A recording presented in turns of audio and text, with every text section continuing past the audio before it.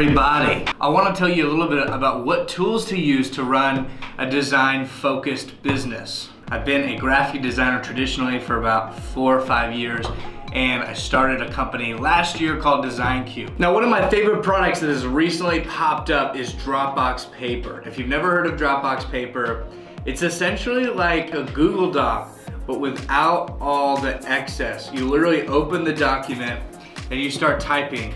Whatever you type first becomes the title, so you don't have to set a title. And the formatting is super rich and easy. It's easy to add media like photos and all these things. So I use this primarily to flesh out my own ideas, but also when I pitch a client and maybe a proposal, I'll put those in Dropbox Paper because it's so easy and so quick to get started. It's an easy way to get organized, and I can simply send a link or invite a contributor, just like Dropbox has always worked. Another thing I've been using that I started using this year is Basecamp. Now, most companies use something like Slack, where it's just super fast, instant messaging. It's really fun, but that way it's kind of disorganized to run an entire company on something like Slack. So basically you go in and there's like a sticky notes of every important part of your project. You have important files, you have a messaging board, and everybody on the entire project can see all of this at one moment.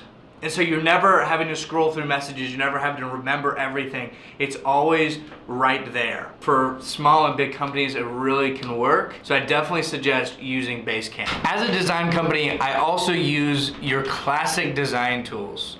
So just to list them off, I use Sketch, Photoshop, Illustrator, I use Premiere Pro to edit the videos, I use Illustrator for logos and for illustration heavy designs, and then I use Sketch for everything else.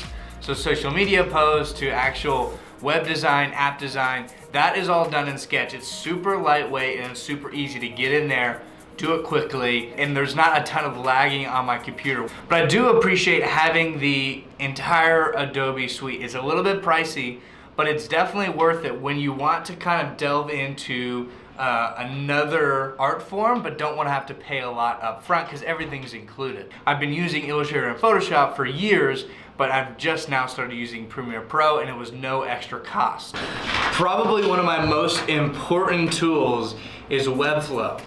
Now, let me tell you a story. I got to a point where I was paying a developer to build my site, and it was done super well and exactly what I wanted, and it was a powerful site. But I got to a point where I kept wanting to make updates, and every update would cost me hundreds of dollars. And that's just not possible for a lean startup that's just testing out ideas. And you've probably heard me talk about Webflow on this channel before, but Webflow essentially is like visual code. It is for every function that a developer can do with code, you can basically do with buttons. It's completely visual. It's really complex. Now, it's linear and it's logical, but it's complex. So there's a bit of a learning curve.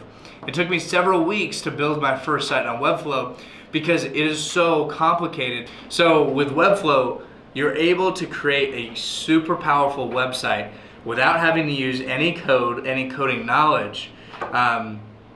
And that has been super beneficial for me. So all of the current DesignCue sites I'm building a new site right now, that site is being built on Webflow, and they have a CMS built in. If you're just starting a company, I would definitely suggest something like Squarespace. If you want to step up, then go to Webflow.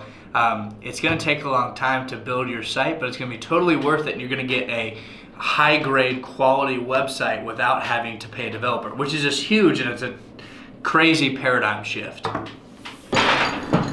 Okay, the last tool I want to tell you guys about is PolyMilk. There are things like Slack and there are things like Basecamp that allow us to get away from as much email as possible. And I think that can happen internally.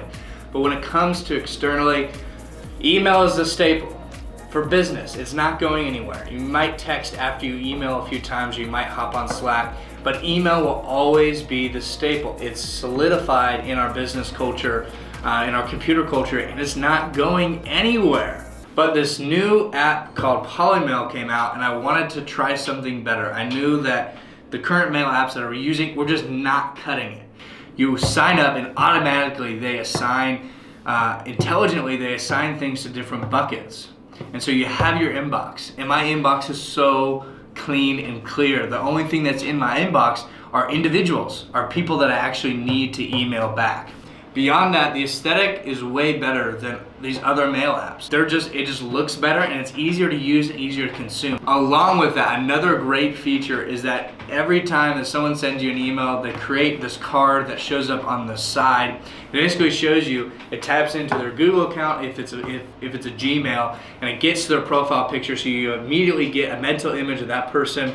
You see their name, you see their email, and that is a life changer. So we're not getting away from email, but I think that this is one of the best things for handling email, being able to sort through all the different things. I would highly suggest all of these products, from using Slack today, for using Basecamp, for using Dropbox Paper, the Adobe Suite, Sketch. This is how I run my business. With all these tools, I have to find a way to do things cheaply, but do things well, and to build a business. So this is how I run my design-focused business.